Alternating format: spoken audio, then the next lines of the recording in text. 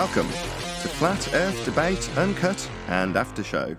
I'm your host Nathan Oakley, and if you are new to this channel, or you've not done so already, then be sure to subscribe, hit the bell notification icon and join button if you'd like to become a Nathan Oakley 1980 channel member and keep up to date with the Flat Earth Debate. If you would like to support the channel, there is a super chat that runs alongside each of these shows while they premiere, and there's also a PayPal, Patreon and crypto link in the info box below the video. Speaking of Patrons, I'm going to do a quick shout out to all of you who do support me on Patreon, so a massive shout out of thanks and appreciation to Phoenix Rising, Retro Bill, More Books, Cannabear, Fibre Oats, Bogey, Michael Kahn, Rob H, Ben White, John Kays, Patrick Gunnels, Banter, Will Brax, Mel B. Styles, Troy Shuker, Harry Blade, Mobile Max 777, Neo the One, Rob W, Open Minded, Reese Pound, Del West Watson, Maria Neelands, Unbelievable Productions, Blue Ridge Ranger, The Real Gabster, Liam Nedrick Jr., Abraham Mohammed, Adrian Quintana, Skeptic 936, Life is Short, Texas Mike, and David Wayne Foster. So another massive thank you to all of you for supporting me on Patreon. Now I will hand over to whoever is in Discord and Google so you can enjoy their dulcet tones while I set up for today's live show in 3 minutes. Here we go again.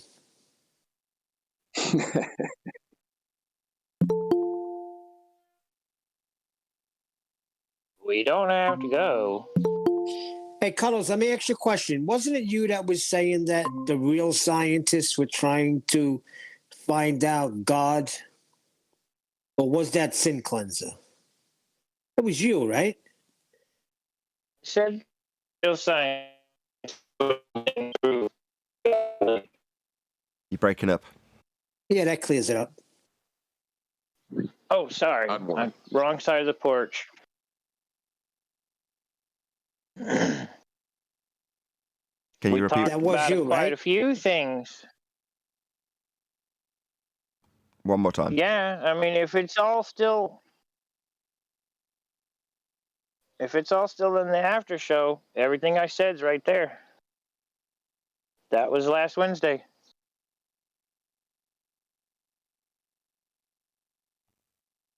So I'm correct. I said quite so many things, and most of them were ignored. Which isn't how That's a conversation goes. That's kind of weird. Let's get into it in the live show because we're going to start in a minute or two. So,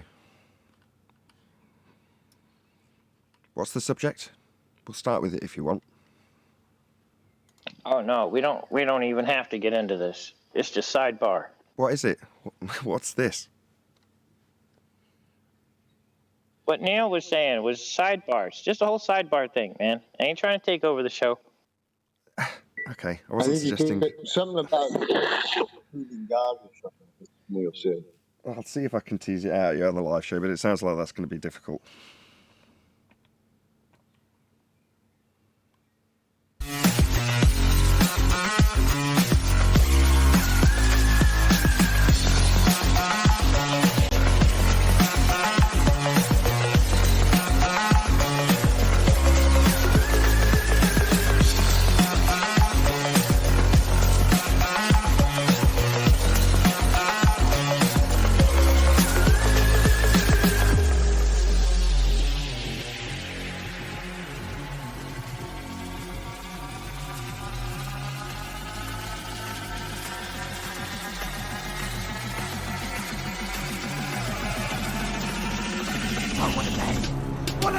Welcome to Flat Earth Debate Live.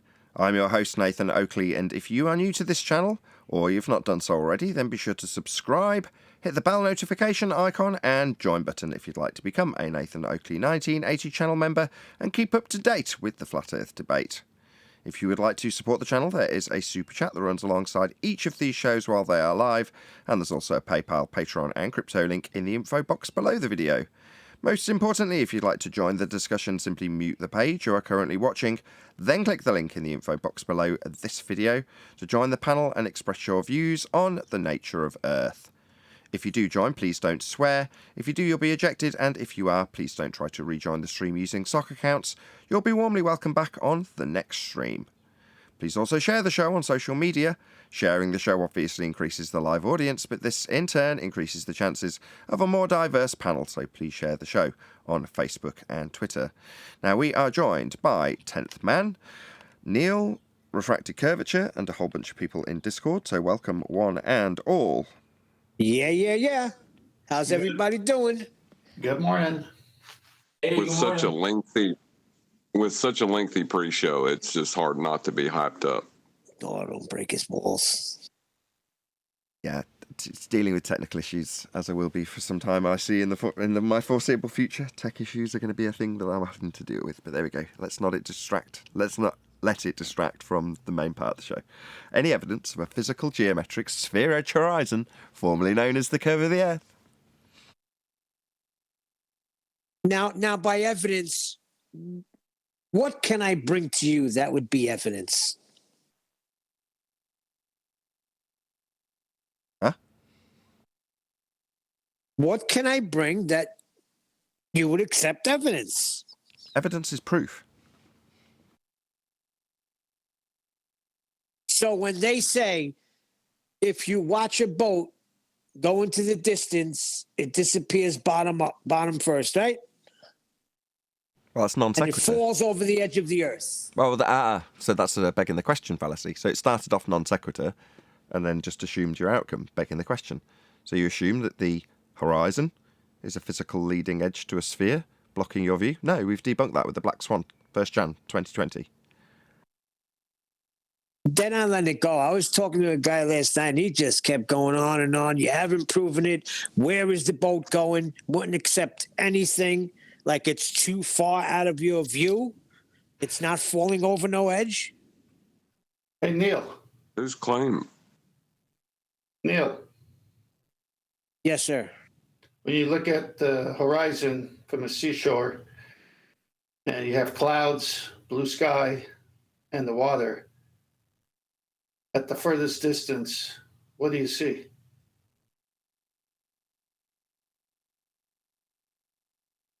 The horizon. Touching the clouds. Yes. What happened to the sky in between? That don't count. Did the sky go over a curve of the earth? Did the earth curve block the sky? Not at all. Yeah, same thing with boats.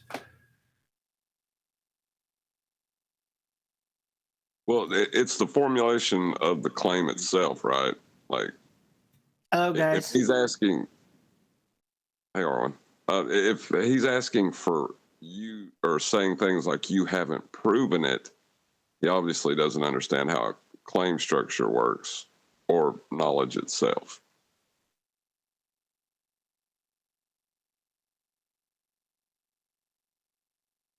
Is somebody going to explain to me what this weird new anti-flat earther claim is about Coriolis in a 2D straight line?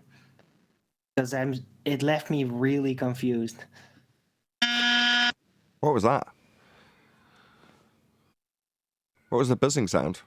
Was it Not Arwin me. Oh, okay. Are we going to get an answer to Arwin's question, or is it going to be left rhetorical? If not, we will move on.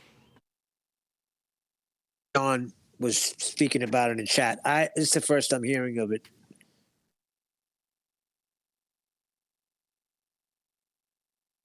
All right. Could ask him when he comes back on. Something happened. I heard a buzz and then he was gone.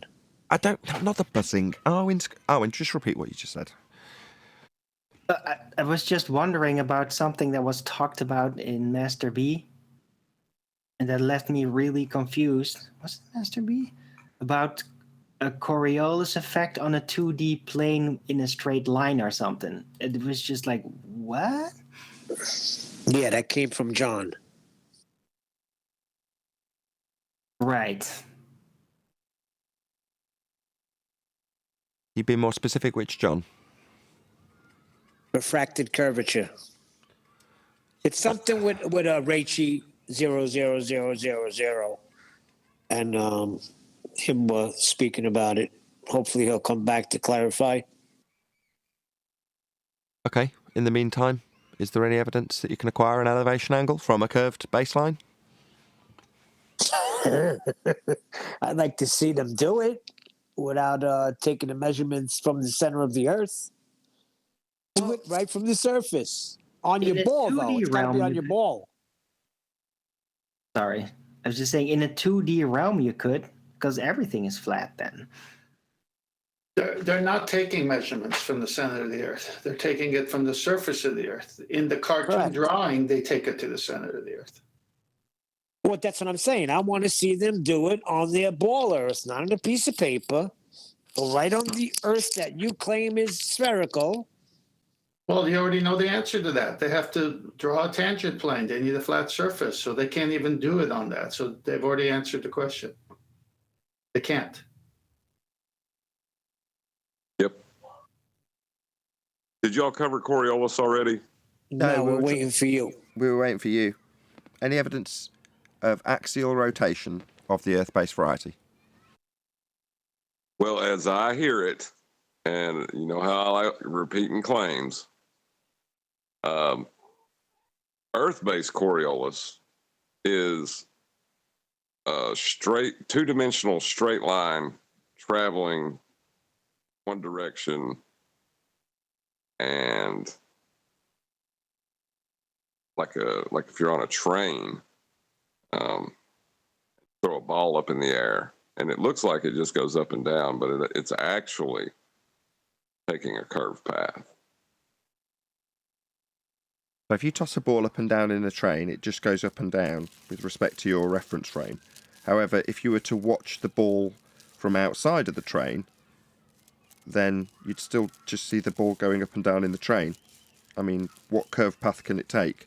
The only curve that can occur in that regard is if you throw the ball out the window, and then you'd watch it seem to whiz past, like backwards at a vast rate. Not because it actually moves backwards at a vast rate, you've moved away from it as it leaves the train window. That's not Coriolis, though.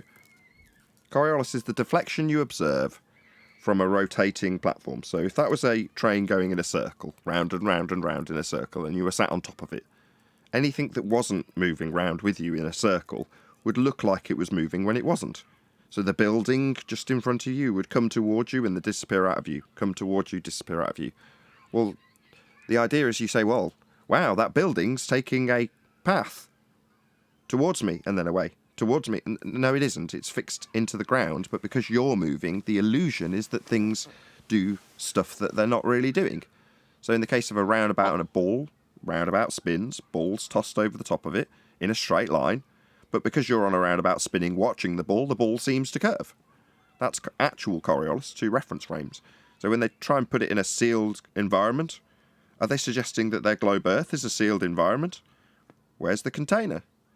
On their globe Earth, containment is required, but any evidence you can have gas pressure without necessary antecedent of a container? Well, hold on before we go on. Because you didn't describe it the way I just did, you have presented a straw man of the globe claim. That's seriously where they're at. Well, I know what Coriolis effect is. And I can go to National Geographic and have him example it. And the graphics I used on my most recent Wolfie 6020 whooping video were National Geographic examples with them detailing Coriolis effect exactly as I've detailed it, with them showing 4 people sat on a roundabout, a ball being tossed between them, but moving in a curved path after they throw it. Well, the curve that they see is a not actual curve. The ball just travels straight after thrown by the person on the roundabout. The reason it reaches the person next to them is because they're rotating after the ball's been thrown from the roundabout. That's not an inertial reference frame, and into the inertial reference frame. So from the non-inertial spinning reference frame to the inertial, resulting in you viewing it, seeing it seem to curve. And then they would just say that you were straw manning them. That would be, that's where they're at with their response. They're saying, excellent rebuttal. they're pointing out at, huh? I said, excellent rebuttal. Right, yeah. By you pointing out what actual Coriolis effect is, an apparent effect, they're with 2 reference frames, they're then saying that that's a straw man for their position, which means that they're... Globiolus is their actual position. if they're an anti-flat earther. If you're a globe believer, then you believe Earth turns underneath things not attached and they will drift from your vantage point on the ground. That's Coriolis effect. Globe Earth claims to have Coriolis effect. So globers think things drift because they're moving over a platform that's turning. That would be turning Earth. So that effect is akin to the stars. Earth is the thing turning, the stars are not, according to their claim. So if that is the case, Earth's turning underneath the stars as a non-inertial turning reference frame. That's Coriolis effect. Right, well, I understand what that is. So you put that to the anti-flat earther. You claim 15 degrees an hour of drift, that's Coriolis effect. It does not happen. They turn around and reposition your claim, after claiming it's a straw man according to you, as a claim of globiolus, which is where Brian will hopefully step in and explain the difference. Or not the difference, just what globiolus is. Globiolus involves the conservation of linear momentum, so it has absolutely nothing to do with an axial rotation of anything. It involves a conservation of linear momentum, and it involves a changing of actual miles per hour speeds from latitude to latitude. So they just take the distance around a latitude, and they then state at what miles per hour that you would have to go around that latitude or whatever. Tis total and utter nonsense. They don't understand that if the 48th latitude north and the 27th latitude north are both part of a 15 degree an hour axial part of something that's moving at 15 degrees of an hour of axial rotation, then the whole lot is moving at 15 degrees an hour. You know, it either is or it isn't. And as you said, Nathan, the claim is that the sun rises and sets due to Earth rotation, and that the stars are moving due to Earth rotation. This is the claim, right? But they're now repositioning it into, in particular, Craig McNeil, Fight the Flat Earth, and others, that the Coriolis effect, or force as they call it, right, which is just globiolus, happens different over a 3D sphere than it will over a 2D children's roundabout. Because there's no latitudes on the children's roundabout to change the speed, the linear miles per hour speed, which has absolutely nothing to do with the 15 degree per hour axial rotation that is actually being claimed. They understand that a roundabout isn't two-dimensional? No, they don't understand that. The direction of travel that you'd move along it if you were experiencing Coriolis effect, i.e. you're in a car travelling around a roundabout, like continuously, and then one of your passengers leans out of the window, looks up at the sky and sees an aeroplane and goes, "Wow, look at it doing spirals." And you go, "No, that's us on the roundabout going round and round and round." But the direction of your travel on the non-inertial reference frame is two-dimensional. But as I said to them this morning, I put this to Craig as well, if a bird flies directly over the top of a rotating sphere or a rotating disc, and both the sphere and disc are rotating at the same rate, the same axial rotation rate, and they both have the same radius value, right? What is the difference, right, for what you'll observe? If the bird is flying directly in a straight line over the top of both of those two items, someone looking up from any of those two items is going to see the exact same thing, which is the bird's straight line path appearing to deviate and curve. But they said, no, there's going to be a difference all the time from 2D to 3D. This is what Craig is pushing at the moment. Well, we've got to see the effect first. So for them to claim there's a difference, first we must see the effect. The effect of Coriolis is described on this diagram Anthony has presented. So the top is you looking over the top of a roundabout.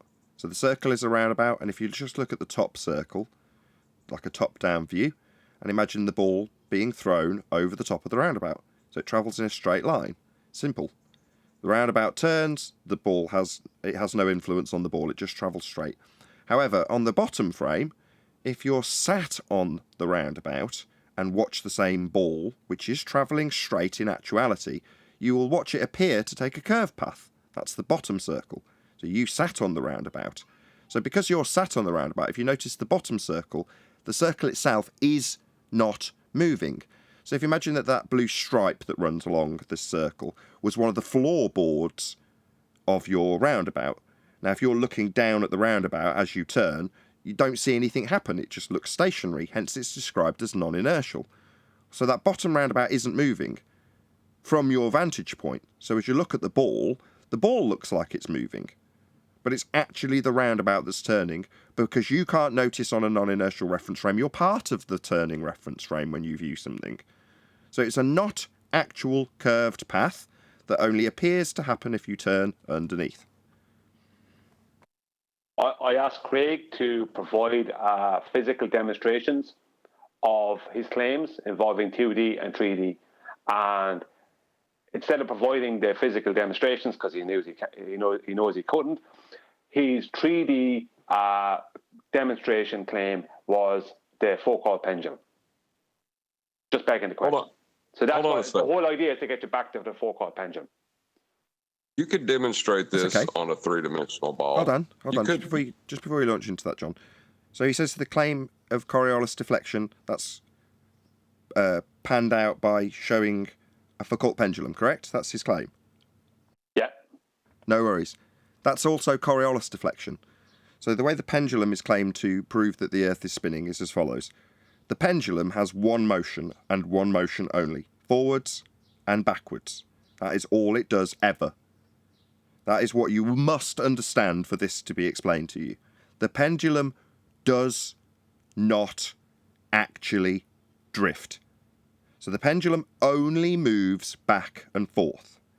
Now in Foucault's pendulum, as you stand as part of the non-inertial turning reference frame, same as you stood on the roundabout on screen, you don't see the turning because you're part of the reference frame, like the floorboards on this bottom circle.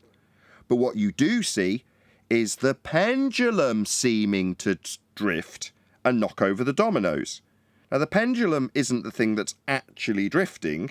It's a pendulum. It only moves back and forward. So why is it claimed to knock over the dominoes? Well, that's an apparent deflection caused by the claim that Earth turns underneath the pendulum. So that's Coriolis deflection, a claim that Earth turns under the inertial reference frame the pendulum is in. Well, if Earth turns underneath the inertial reference frame the pendulum is in, then Earth is a non-inertial turning reference frame turning underneath an inertial reference frame, and that would shorten flight times, because a plane has left the turning reference frame and is now part of the inertial reference frame. And according to the Coriolis claim, Earth will turn underneath as a separate reference frame, as you saw in the pendulum, right? So from the ground, you look up at the plane, and like the bottom diagram, you see the plane look like it's taking a curved path. It isn't really taking a curved path. It just looks like it. Like the pendulum looks like it's drifting. It's not. It's actually claimed to be proving you turn underneath it. That's a claim of drift. If we have two reference frames and drift demonstrated in a pendulum or a gyroscope, then we have drift in flights. And drones would launch off the ground and whiz away at whatever rate Earth is claimed to turn underneath them. Planes would have their flight times massively reduced. Hot air balloons would have continents coming towards them.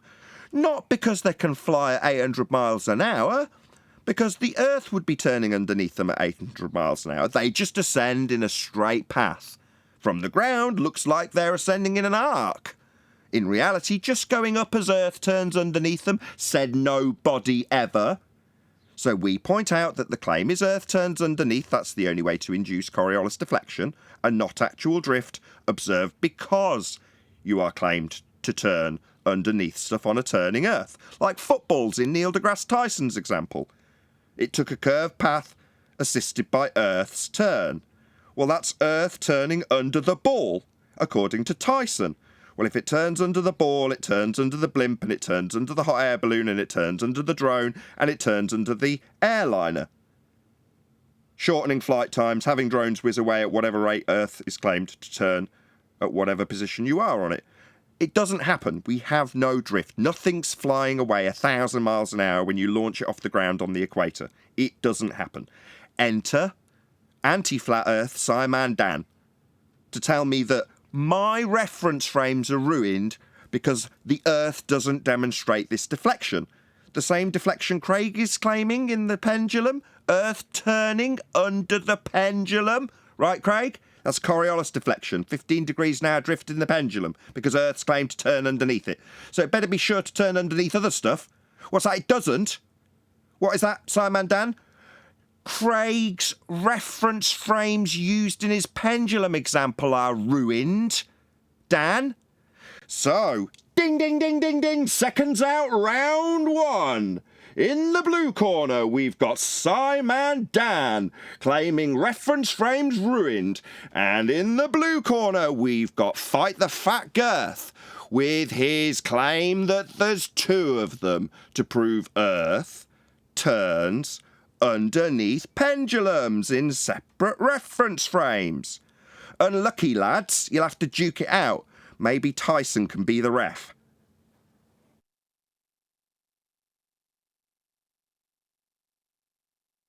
Or, as I like to say, the what is it again? The pendulum, the faux cult pendulum. It's just a pendulum swinging back and forth. They set up things to happen, and then they just say, "Oh, look! Just presuppose for a moment that the Earth is actually spinning underneath you," as they swing the pendulum in front of your face like a hypnotist. Yeah. What's the guy's name who invented that technique? Mesmer? To mesmerise? That's all it is. It's a parlour trick.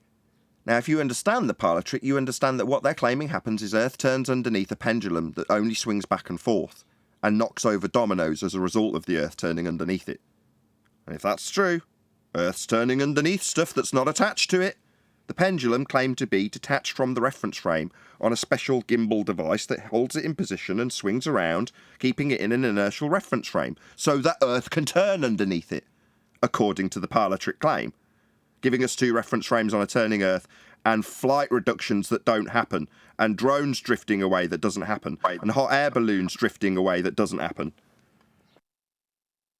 Well, as I said to Craig, I told him exactly what you said, but in a shorter form, I said, flights east to west would be a lot shorter, and there'd be no flights west to east. And I pointed out that this is for the audience, not for you, not as a debate, or well, it can be used in a debate, but it's not necessary. But for the audience, especially new people, the pendulum that's being talked about, that has to be manned by somebody. You have to keep it moving and in the desired direction, right? Because the pendulum won't just swing in the direction they want it to swing. They have to make it go, because otherwise, if they don't, the pendulum will sit stationary, right? So if the Earth was moving, wouldn't all pendulums, anything even like a pendulum, a boxing bag, a hanging flower pot, wouldn't they all be moving all the time? But they're not. A plumb bob. But hang on, I'm not finished. Right? But more than that, right, if you go to the Los Angeles Observatory, right, the Griffith Observatory in Los Angeles, they have a Foucault pendulum there, right? And that moves constantly because they have electromagnetic motor moving it all the time. And they move it in the desired direction. It's complete and utter rubbish. It doesn't work. It doesn't work. It doesn't happen like they say it does. It must be manned. It must be made to move, and it must be made to move in the desired direction, and it must be kept moving. So it has nothing to do with the movement of the Earth. Right, so it's a machination. Absolutely. I just want to go back to what John said before. John's words were, if you don't recite back my understanding of Coriolis, then it's a straw man argument, and that's what Raichi's falling for at the minute. Because they tell Raichi that Coriolis on their model refers to lat lines, longitude lines, you know, the vertical lines going up towards the poles. On their model, it relates to those lines, right? But in real world, it doesn't. In real world, it relates to drift. So because they've redefined the term, they apply it to lat lines that are longitudinal lines, whichever one it is. They apply it to that. And then they say, well, if there's no change north to south, then we wouldn't expect to see any. But that's only in their model, right? But two things. One, if you turn 90 degrees either way and go east or west, then you would expect to see drift, but it would be manifested itself slightly different. It would be in time. But secondly, it's a construct that they've created within their own model to limit the definition, so it only applies north and south. But in real world, it applies in all directions, and it varies between the effect. If you go with the rotation or against the rotation, you cover more distance or less distance, depending on whether you're going with it or against it. And it's got nothing to do with the direction. It applies in all directions because the thing below is supposed to be turning. And that's where Rachel's caught up in the reeds. She thinks that because they tell her it's a straw man argument if you say that it's in any other direction other than north or south. She thinks, and then that's the definition for Coriolis, but it's not. That's just their definition, the anti-flat earthers' redefinition. So when John said, if you don't redefine it or if you don't explain it the way I understand it, that's a straw man, that is exactly what they're doing. They're redefining the term to suit their model. And then if you go anywhere other than north and south, because they can explain it away, then that's a straw man argument. But even in their own model, if you went east and west, as Nathan correctly points out, the planes would travel more distance in a shorter amount of time because the Earth's turning underneath them. But because it's not defined that way in their model, they call it a straw man. Well, that's called lying, guys. It's intellectual dishonesty. And the effect of it is that people like Rachel that are asking genuine questions get caught up in the reeds. She's walking, talking, living example of the bullshit that they've got to push to confuse the hell out of it. And if you don't realise the sleight of hand, you're going to get caught up in the reeds as well. So I hope you're listening, Rachel, and I hope you realise that's where you are in the minute. You're in the reeds. I'm done. This is it on screen for whoever's benefit, not just Rachel. Real trajectory. Apparent, meaning not actual trajectory. So the real trajectory, that if you follow this little line down here, meets this straight path that this ball is travelling. That's the real trajectory of the ball. Here's the apparent, not actual, trajectory. The trajectory you would observe if you were sat on the roundabout. That's a curved trajectory. Not really curved, just looks like it, aka apparent. Let's watch it one more time. Ball travels in a straight line, roundabout turns underneath. Real trajectory has nothing to do with the roundabout turning underneath, but if you're on the roundabout, it looks like it curves. Likewise, if you are watching a pendulum that only moves like this ball in a straight path, and you're part of a turning reference frame, it'll appear to knock over the dominoes. Not because it's taking a curved path, pendulums don't do that. They only move in a straight path. But because you're on a turning reference frame according to the globe Earth, the pendulum is knocking them over as it drifts. Not actual drift, apparent drift, Coriolis drift. 2 reference frames required. So I still stand by my what the hell is Craig going to do when Dan tells him his reference frames are ruined? Yo, Craig, Simon Dan, who's considerably larger than you, made it absolutely plain to hundreds of thousands of people that reference frames are ruined. My reference frames, he incorrectly identified, and I don't claim them. But here we are finding out that you, Craig, Fight the Flat Earth, claims there's 2 reference frames, a pendulum in an inertial reference frame swinging back and forth, and the globe Earth turning beneath it. Second non-inertial turning reference frames. Those are ruined, Craig. Dan made it clear there's no drift. Things don't drift. Pendulums don't drift. No reference frames. They're ruined. So what the hell are you doing claiming that pendulums drift when Simon Dan's pointing out that there isn't any and giving me examples of men on trampolines that don't drift? Telling me that the reference frames you're claiming, Craig, are ruined. So, Simon Dan, to correctly ascribe the reference frames you told me were ruined to their rightful possessor, that would be Craig's reference frames are ruined. He's claiming 2 of them with this pendulum. So you better get on it, chop chop, Simon Dan. Going to jump down his throat like you jumped down mine and point out how wrong he is about these reference frames we don't observe occurring because Earth's not turning. Maybe you'd like to explain Globiolus to him because he thinks there's two reference frames and drift occurring in a pendulum. Dan. That's Craig, by the way, not me.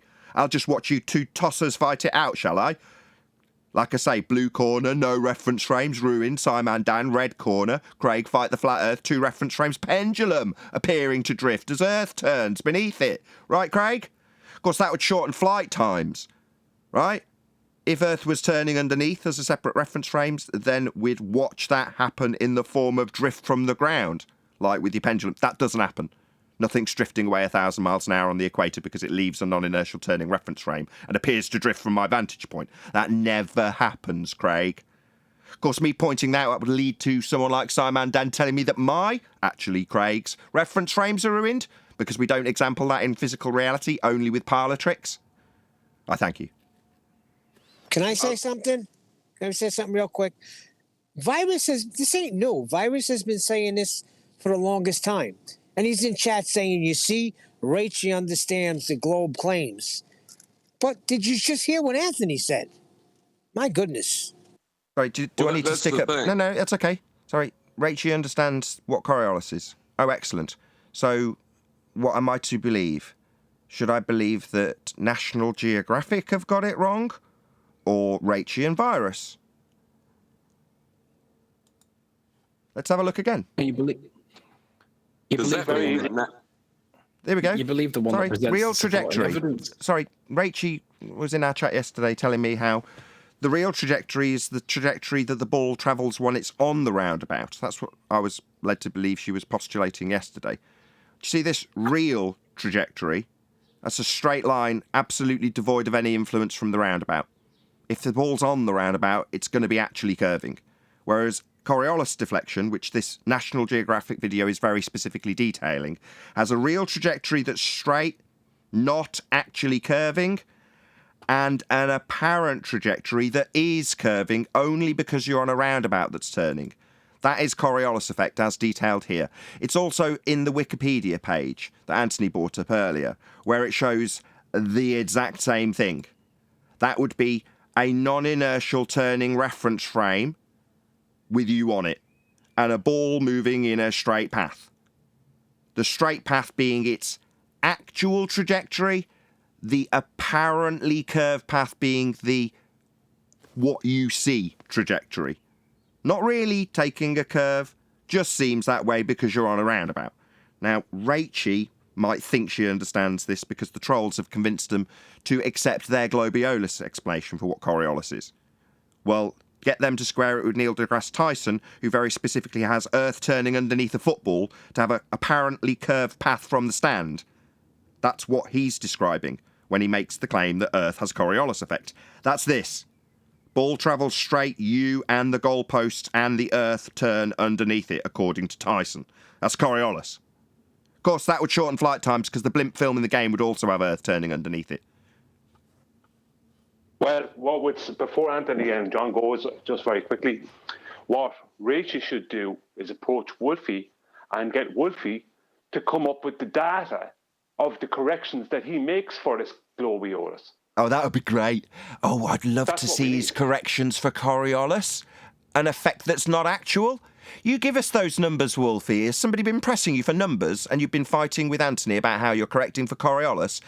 A deflection that's only observable from a non-inertial turning reference frame? Oh, I'd love to see you those numbers. Yeah, definitely. I'll rub them right in your face in terms of not actual deflection being corrected for by this aeroplane. Sack him. Sack him before he kills someone. Yeah, he's the person that she should go to. He should be able to provide all the evidence necessary for out rotation because he claims to fly over a rotating out all the time. Oh, Phil's in the cheerleading squad saying straw man, straw man. Okay, Phil.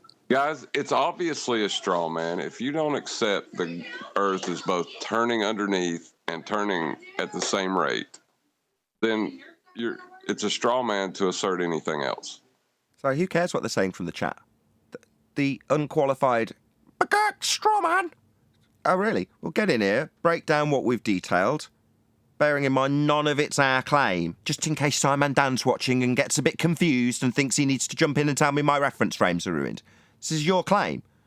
So you're saying we're misrepresenting your claim? feel free to get in here and tell us how we're misrepresenting your claim. I will throw up the National Geographic example that very specifically details actual trajectories in a straight line and not actual trajectories in a curved one, with non-inertial turning reference frames turning beneath inertial reference frames. That's what I'll point out. And then I'll show the Wikipedia entry with a GIF that shows the same thing.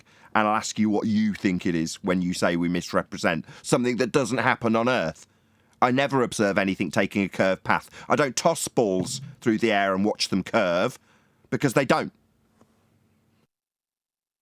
Earth does not spin like a roundabout. It doesn't need to spin like a roundabout. It just needs to move underneath the No, stop. Earth doesn't spin like a roundabout. Welcome to non-rotating Earth, then. The claim of a globe Earth is that it rotates at over 1,000 miles an hour on the equator, like a roundabout. What are you saying? It doesn't? Would that be one of the anti-flat Earth replies that seems to throw back our rebuttal at us like it's a defence? It's not turning like a roundabout? That sounds like a Blue Marble quote. What would it be turning like then? So just not like turning. Not turning like a roundabout with a ball turn over it with Coriolis drift observed from the roundabout. No, that's right. It's not like that at all, is it? It would be if we were turning, we'd have Coriolis deflection, precisely as the globe Earth claims. We don't because it isn't turning. This is coming from the guy that thought a 10-kilogram pumice stone would get to the bottom of the Mariana Trench in 40 minutes, not realising that it floats on water. Same guy. Yeah, but that's my point. Like Nathan said, don't yell it from the chat. Come in and show us our error. If you're confident. Sorry, no, there is no error. I am absolutely 100% in line with both National Geographic and the Wikipedia GIF that details it with a visual effect that's identical to both. I can detail that verbally as the not actual deflection observed from a non-inertial turning reference frame as you turn beneath an item travelling through an inertial reference frame. That is the verbalisation of both demonstrations, both National Geographic and Wikipedia. I am correct. There is no error. Earth just doesn't exhibit this effect. Nothing is flying away from me at 1,000 miles an hour on the equator. Launch a drone, it'll just go up and hover. If we had Coriolis effect, you go, oh, look at that, it looks like it's curving away from me at a vast rate.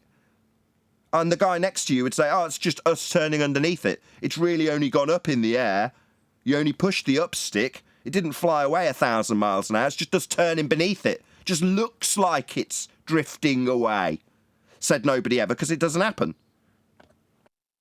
You ever getting that deja vu feeling, guys? We've had Chocolosophy come back, we're having bets, and this is now we're back to Coriolis. But these arguments have all been dealt with to the point, look, that we had a bit of fun pointing out the symptoms of Coriolis virus, which are all these things that are being discussed now, then blaspheming against their own priests. Yeah, self-contradiction. They're not formulating in scientific method. And what we're seeing today, point 3, the feeble attempts at distraction. It's just repetition. They're recycling their old arguments again, being their arguments they've already lost. That's just a straw man, Adam. That's just a straw man. Go on, whoever it was from Discord.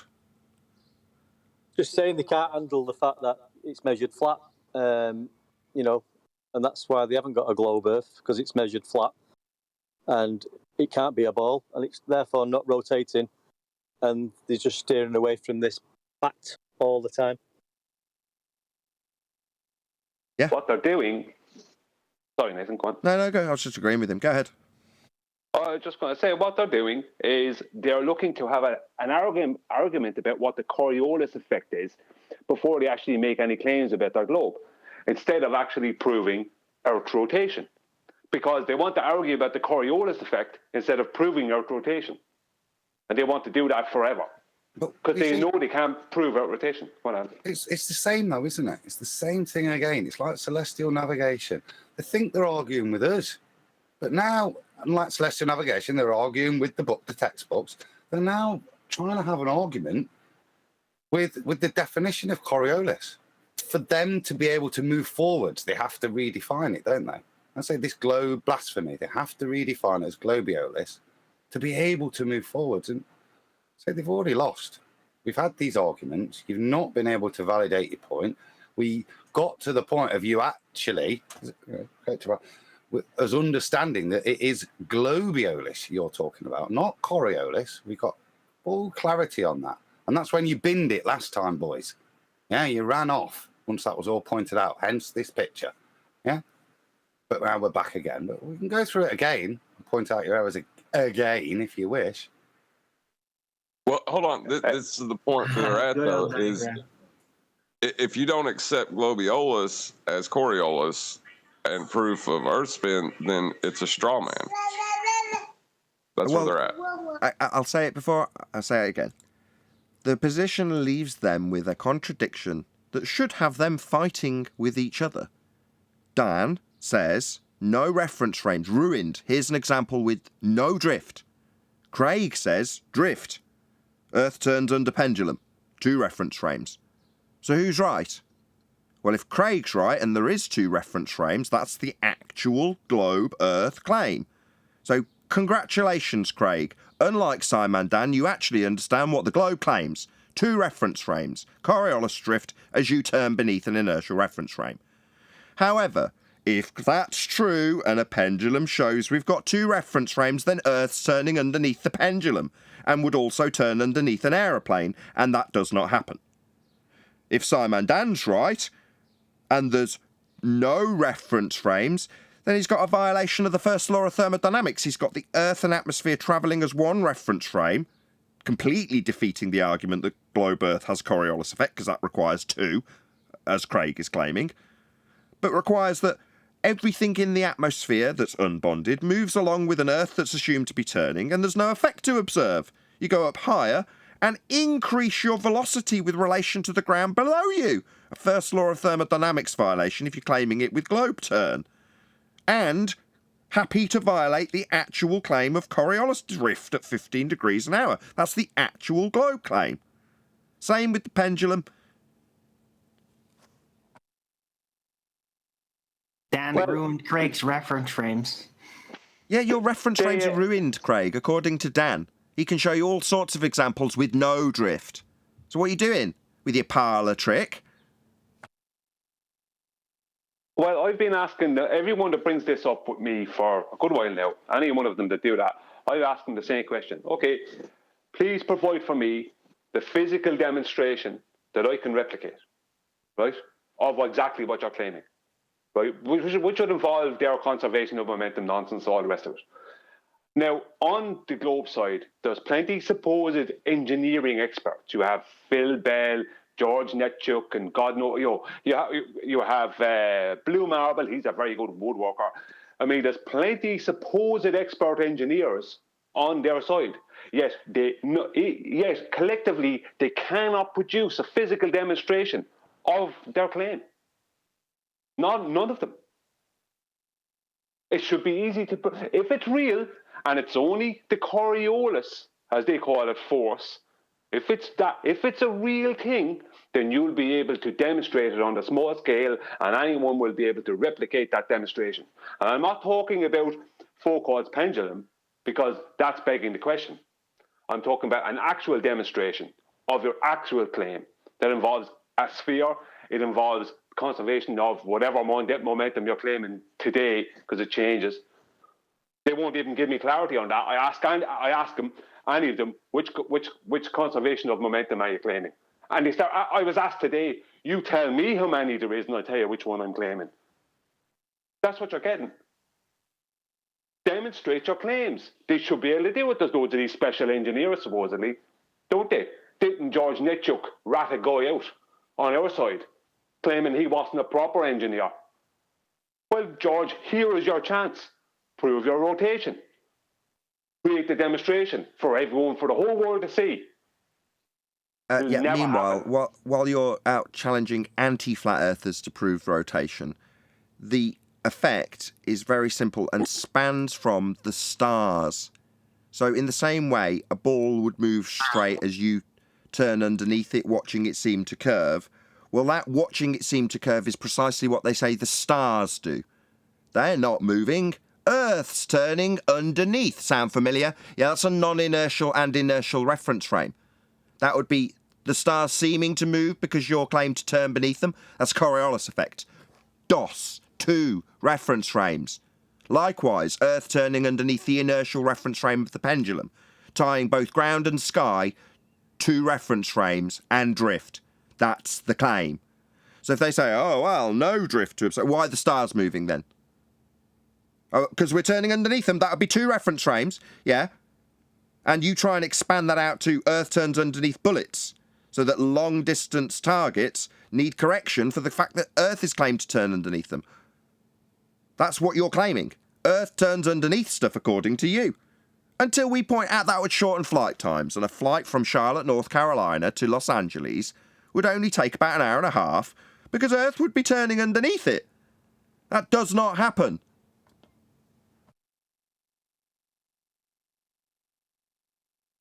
It's Exactly. just dishonesty at this point. If you asked them something that was clearly blue, what color it was, they'd claim black. It's not a lack of understanding. Coriolis is defined. It was in the 19th century they were firing cannonballs straight up into the air. And they would return to where they were fired from.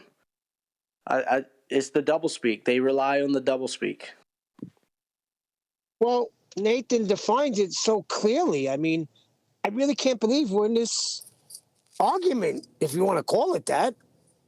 Jeez. We're not, are we, Neil? We are getting roped into the grasp of their cognitive dissonance. Yeah, and they're trying to use us to resolve it. Yeah, we know there's resolution, but they're just coming at us.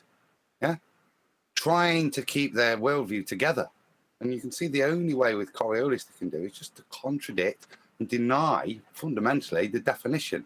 It's the only way they can get Coriolis into their worldview is to deny the actual definition, because the reality would deny reality. Yeah, would deny the effects we observe. So they have to redefine Coriolis to allow it to happen in their ball model. But it's worse than that, Adam, because they don't just deny the definition of the Coriolis effect. As of today, they're denying the actual physical demonstration of the Coriolis effect.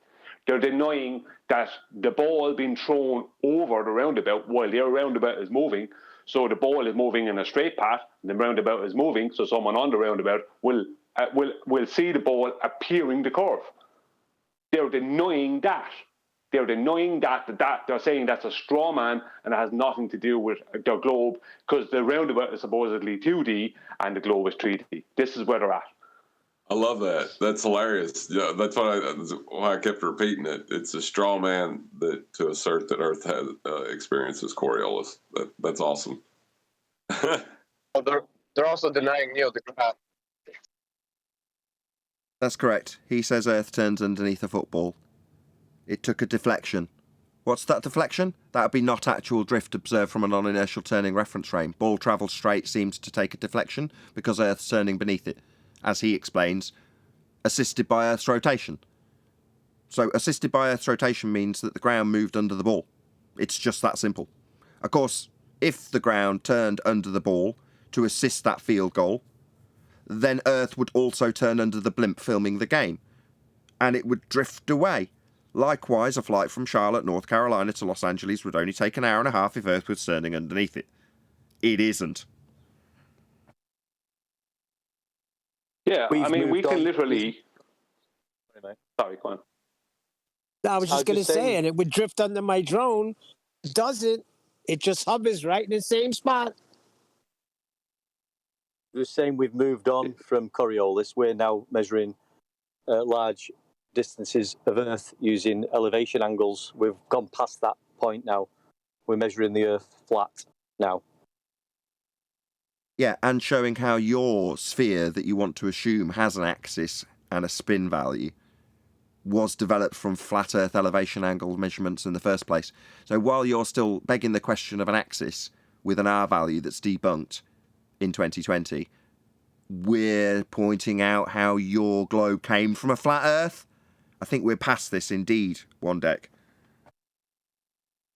So that's why they're bringing it back, huh? I see the plan. No, Neil was right when he said it there some while back, that they're going to start bringing back up arguments from years ago, because that's all they have, because they were officially destroyed. They officially got absolutely decimated by us.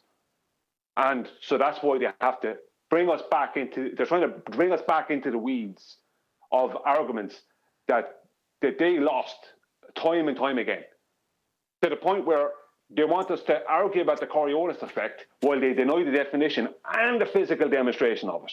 They have to completely deny the whole thing and recontextualize it into some sophistry and nonsense. And when you ask them to demonstrate it, they can't do it.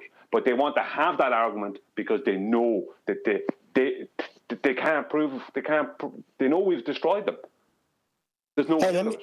Hey, let me say something. Virus is saying that we should have a Coriolis quiz. Let me tell you something. Nathan could write the Coriolis quiz and give you dummies a test. Yeah, he's asking me on the globe model, where would the Coriolis effect be strongest? And I have to ask him, what does he mean by strongest? Because if I go one way, he'll change the definition of strongest and say, strong. You got it wrong. I meant this. Stop.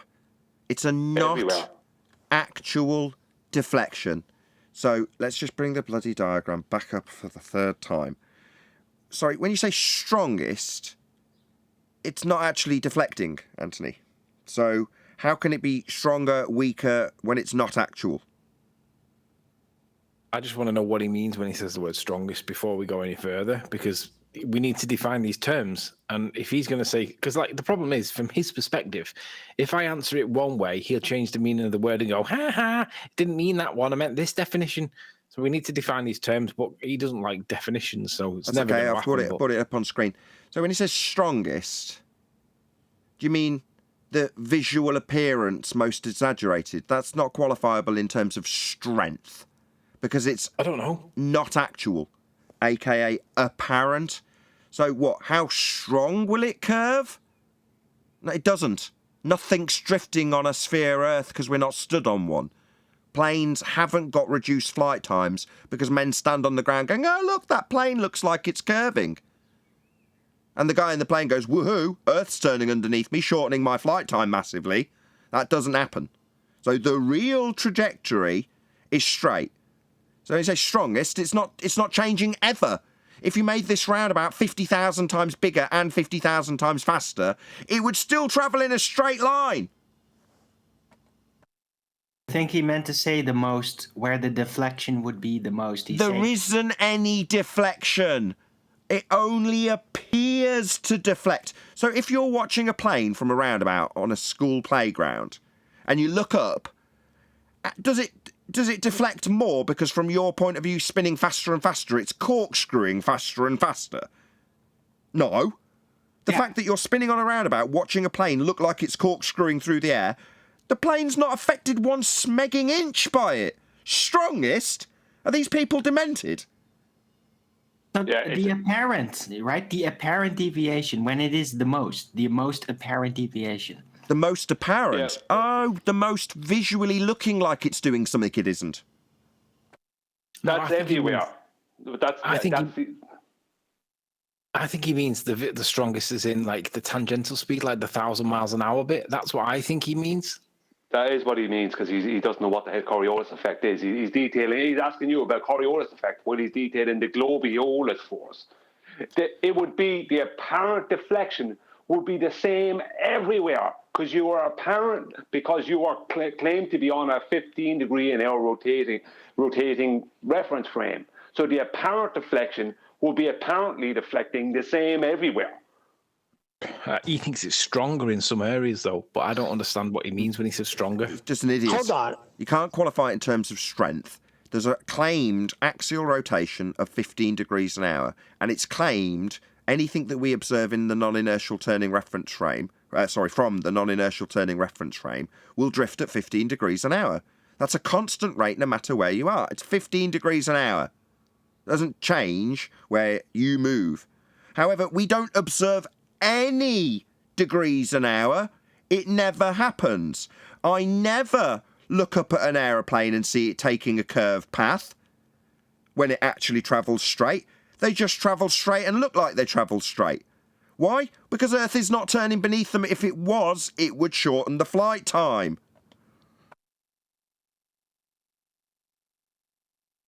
That's right, 15 degrees an hour. No stronger, no weaker.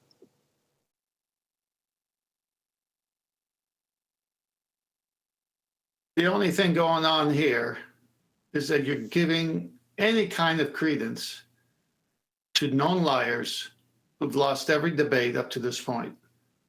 I don't even know why we even talk about these people. Refresher. Well, because flat earthers are getting sucked up in it. Yeah, It's refresher yeah, courses. exactly. It's highlighting the confusion tactics that are being applied that pull people into the reeds. That's why we've got to do it. Well, No, do I we don't now- have a- Are we now asking that when we don't observe any drift wherever we are, yeah, what's the difference and why we should see more drift, but we don't see any drift whatsoever? Is that what they've got us arguing on? This is the It's a crux. nonsense. We're just getting drawn into their bullshittery, frankly. Yeah, it's nonsense. Well, that's Yeah, my where point. where That's my do point. we? Go on, Brian. Sorry, Ten. Where do we? What they're asking is, where do we not observe the drift the strongest? Yes, that's what they're really asking. Yeah. Where do we not observe any drift, actual or otherwise, anywhere ever the strongest? Yeah. Yeah. Well, That's at the what the North question Pole. really is. At the North Pole, of course. Oh, no, it's the equator, Arwin. And that's what they want, Arwin, isn't it? Yeah, you asked where we Yeah. don't Because actually observe the that's- apparent deviation the most. Exactly. That's a That's tacit what they want. acceptance that the Earth's rotating from you. Yes. They want us arguing over whether it's at the equator or the North Pole, completely ignoring the fact that there's no evidence of it rotating anywhere. Right. And the majority of the non-rotation happens at the North Pole. That was my statement. Depends on how you're defining the strongest, though, doesn't it? That's why we have to have definitions for these terms that he's using. He's using a vague term to describe something that in his head he thinks he understands. But when it comes to explanation for the definition, he doesn't want to define it because he wants to be able to say, "Ha, got you, I meant the other one." That's all he wants to It's do. not vague. It's just not relevant to what's being described. It's not a term that has any relevancy. This is why they can't join, because they know that if they do join and they start spouting their stuff on microphone, they're going to die really quick. Hence, stay in chat. With that, I'm going to say, if you are watching this on either Nathan Oakley 1980 or Nathan Oakley Premiering streams, then stay tuned, as there will be an after show to follow. Unfortunately, if you are watching this live, this is where we bid you farewell. So a huge, massive, enormous thank you to all of you who smashed the super chat, liked, commented, shared, subscribed, joined as a Nathan Oakley 1980 channel member, and all that good stuff. I've been Nathan Oakley. Stay tuned if you're watching on an after show, and I'll see you all in the next video.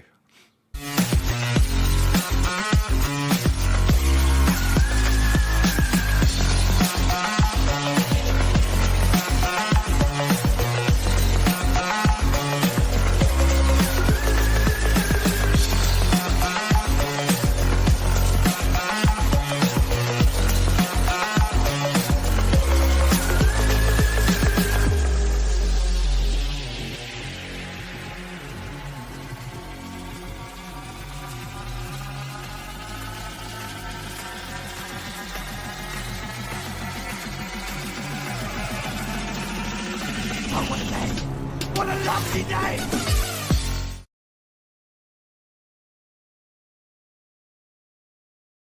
Not just having the argument, isn't it?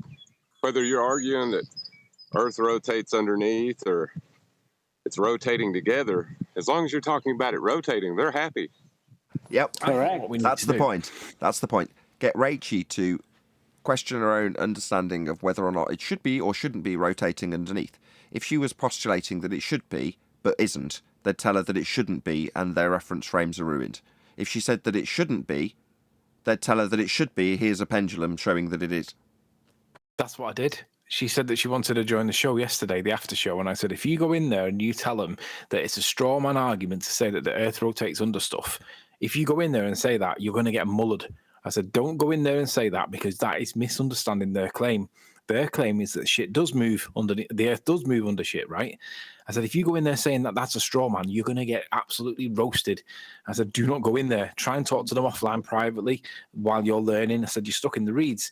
And then Geronimo said, pendulums prove the earth's Coriolis. I said, great, Geronimo. Can you correct Rachie that thinks that the earth doesn't move under stuff and it's a straw man argument? Perfectly timed contradiction. And Rachie's stuck in the reeds. She doesn't see the problem. So Yeah, hold but on a you second. should- I'm hang trying on, to Neil, get her hang on. in, and you're telling her don't come in. Yeah, That's great. That's what I'm going to say. That's what I'm going to say. You should leave her come in. We're not going to tear strips off her. We all like Rachie. Why would we do that? Exactly. Rachie's a sharp lady. It's but just her this intention was topic. Yeah, One second. This topic is confusing for people. If she comes in, we'll tell her straight where she's going wrong. That's we're not going to. Her intention was to come in and correct Nathan that it was a straw man argument to say that and that Nathan doesn't understand. And I just thought, if right. you're going to go in Correct with that me mentality, that you're is a gonna get- straw man. Yeah, she would get her ass ripped through her throat. Yeah, of course. That's why I told her not to.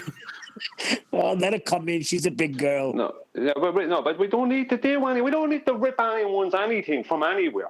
What we need to do is explain to her if she comes in that where she's wrong. That's all we need to do. And if she Yeah, goes off after that's that, what I mean when I say rip someone's ass through their throat. I mean tell them where they're wrong. That's funny. Yeah, but Brian, see, if she's coming and automatically saying, no, Nathan, you're wrong here. This is a straw man. I mean, come on. No, I understand. That's infuriating. I get that. But I'm just saying that what's going on is she's been manipulated into doing the baller's work for them. That's all that's happening there. She's spending too much time. Like, I hope that this whole thing ends up with her learning that these people cannot be listened to. You can't listen to them or take notice of what they say because they talk rubbish. Because she hasn't learned that yet, unfortunately. Well, that was my point. They've been defeated so many times. Some of them are truly got mental issues, and we're still giving them prominence by mentioning their names. We should just say that was dealt with. It's over. They're liars. Here's why, and move on. Well, they're just going about their standard route with their moon buggy, with their horse and carriage, while the rest of the world is basically already, they're building railroads now. And they're just, no, we're just going to use our horse and carriage, damn it. And they just keep going the same route over and over again. That's their lives now. They chant globe nonsense. And they do it over and over again. The problem is, though, what Rachie does, because she's asking all the honest and genuine questions, she's going to both sides of the conversation to get the answers. And when she gets told by the opposing side that it's a straw man argument to say that the earth rotates under stuff, when she's being told that, and then they explain how conservation of momentum and all that, and she starts to understand it from their perspective, she then thinks that it's a straw man argument, and so she realizes that we're supposed to see that stuff that they're saying doesn't exist because of conservation of momentum. Oh, sorry. Let me ask a question. Wow, the show ended. Let me ask a question. If you're asking honest questions, why would you be going to dishonest people for honest answers? Yeah, but just on what Anthony said, sorry, Neil, I don't mean to cut it all across you there, but she's not going to both sides, and that's the problem. She's going to them and not to us. That's why, look, Nathan, I don't mean any disrespect by what I said. It's your show. If you decide to rip strips off or whatever, there's nothing I can do about it. But my point is that she's not going to both sides. She's going over to them, and they're telling her a load of rubbish. And no. To be fair, not coming to us.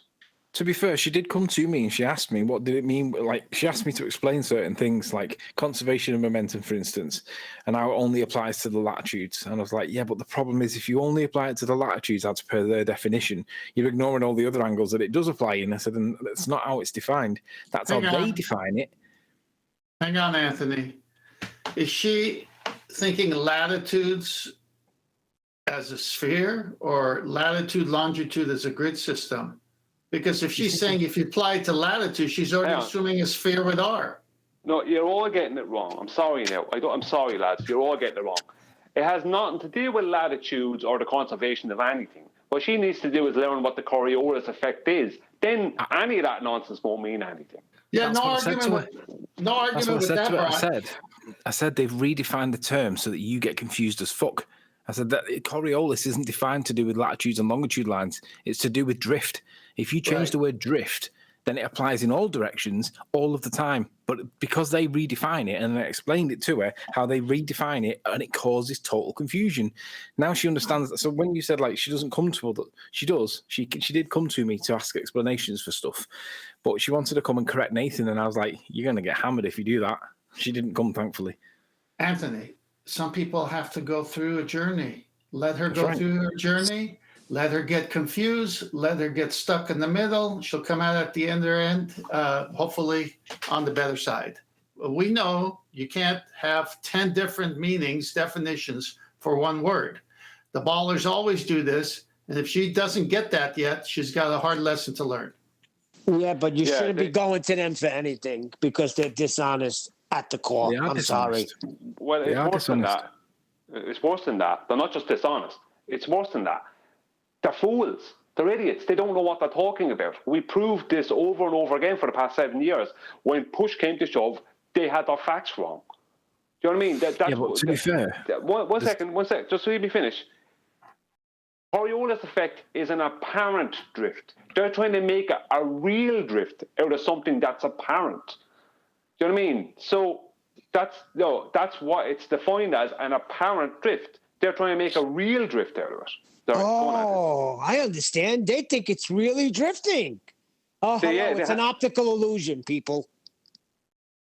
Yeah, Wolfie thinks that he corrects for it in his plane, dickhead.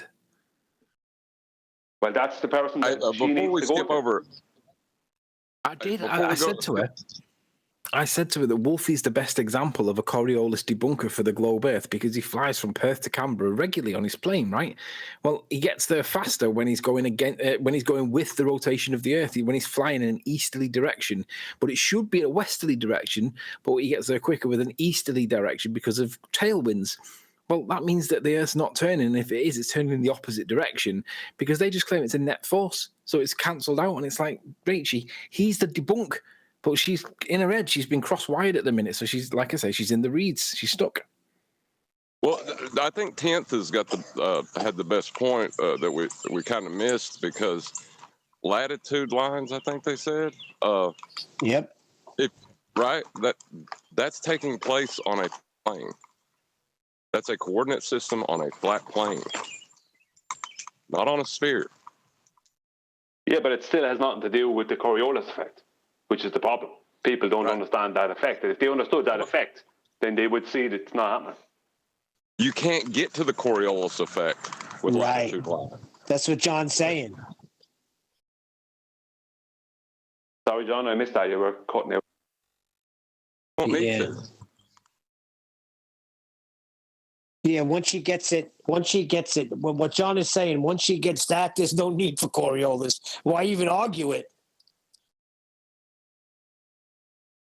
I understand what Brian's talking about, though. You got a definition of Coriolis and a demonstration, and they deny both. Coriolis, they have to beg the question of an axis, right? Well, that's been debunked, and not only that, we know it's a flat plane because of how we calculate elevation angles. Measure elevation angles.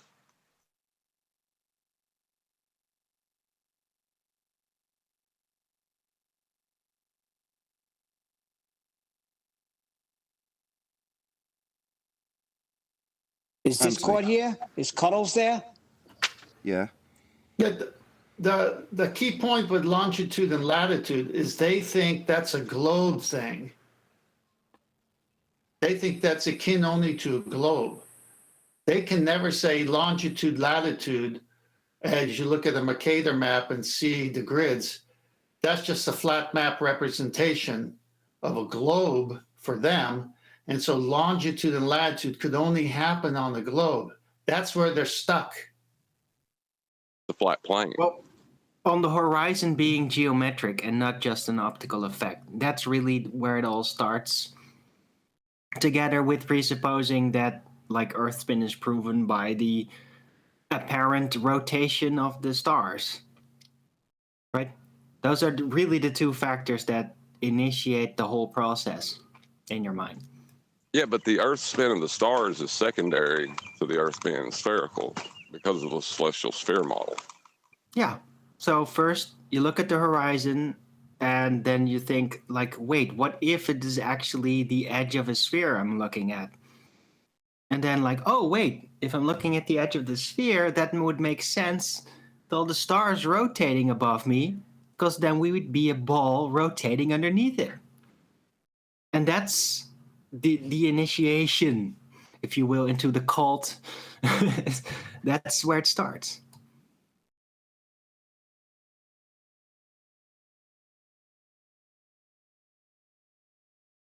Are you free this afternoon, Anthony? I mean, no matter the arguments, that part is never going to change. It's always going to start with there. That's how you first start to envision, oh, wait, that's how a globe Earth is here. Can you guys hear me? We're seeing this Hello? situation. It's part of normal life. Look at the Check. Globe Busters and the issue we have with Bob Nodell and others. I hear you. They agree with us on some points, and they start spouting off stuff. Now we've got Raichi, who doesn't understand the higher argument that destroys all these false arguments. Once you realize the Earth is flat, there's no R, all these little things go away. Especially when they have 14 definitions for the same thing, and they contradict themselves from.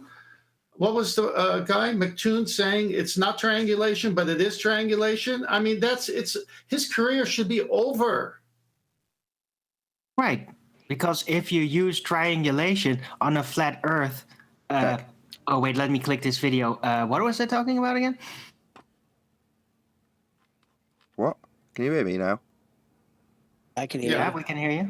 Okay. Are you free this afternoon, Anthony?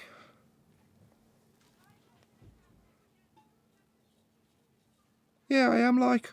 Oh, well, that's good to know. Oh, sorry, I thought I was on mute. I was being respectful to other people that were still. Yeah, I'm fine. I'm free. Being respectful. I just heard the crackling noise. I was trying to figure out what it was. That's you. No, I was on mute. Or coincidentally, someone else made the same noise at the same time. Could have been me. I did unmute to say, yeah, hang about afterwards, and if you check Skype, I know. No, I think it's Neil. Yeah. So you about? 2 hours. Are you about in a bit, Anthony? Yeah. Okay. Good.